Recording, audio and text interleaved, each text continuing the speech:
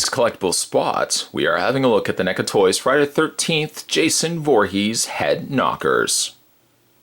From the NECA Real Toys line, this was Jason Voorhees presented from the reboot Friday the 13th movie. So of course things such as jackets, his longer jacket, his longer hair at the back is also presented here on this figure, or should I say this head knocker. This is something that Spot's had for a bit, just never got around to reviewing it until now. Box art, you see the front box there shows the head knocker fully displayed. Down below, New Line Cinema as well. Tip around the top of the box, you've got Real Toys NECA Friday the 13th head knockers, which also, I might add, is hand painted. They're taking the time to really let you know it's been hand painted. It's recommended for ages 17 and up, as it does have a choking hazard. Small parts, not for children under 3 years of age. The side of the package shows you a slight change or tilt on angle of how the character or head knocker is presented here. And on the back, the same idea. It's nice and really cool that Jason also is presented on a Camp Crystal Lake display base, which also has an axe and a pickaxe as well. To check out more from the folks over at NECA Toys, you can go to www.necaonline.com.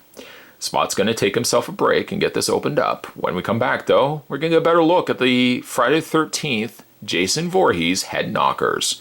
There's more heading your way, guys. Don't go anywhere. Stay tuned. When you get Jason out of packaging, there's just a slight bit of assembly that's required. His machete blade, as you can see, it's not broken, it comes loose. Because what you want to do is you'll have to fit it into his hand. There's a little slot, as you can see right there, and the machete just slides into that. Very easily, no issues, no fuss, no muss. And you've got Jason now with machete in hand. Now let's have a look at the figure itself. The figure is obviously a little on the over-proportioned end of it, his mask being much bigger than the rest of his body.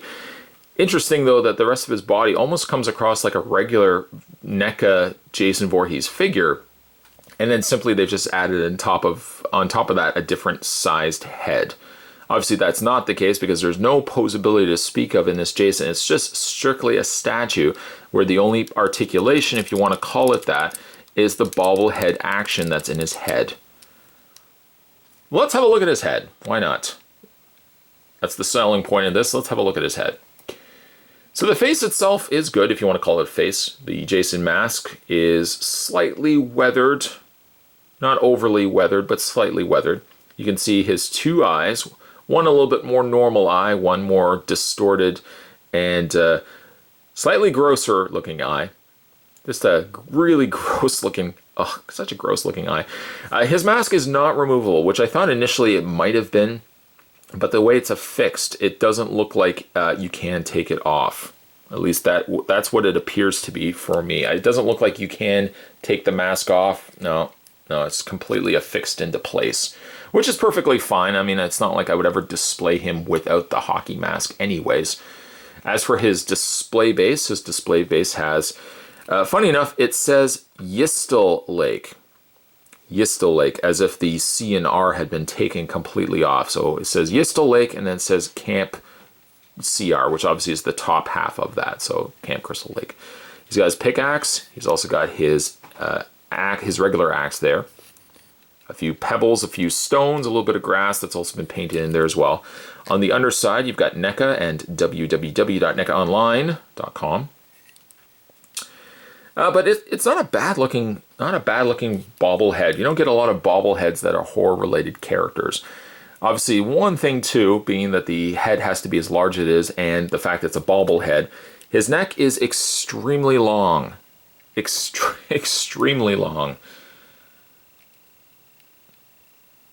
But that's okay. That doesn't bother me too much. His hands are slightly a different color than his neck, and actually, when you start looking at his neck, he's got a more brownish colored neck right around here, and then it gets lighter in color to the top of his head.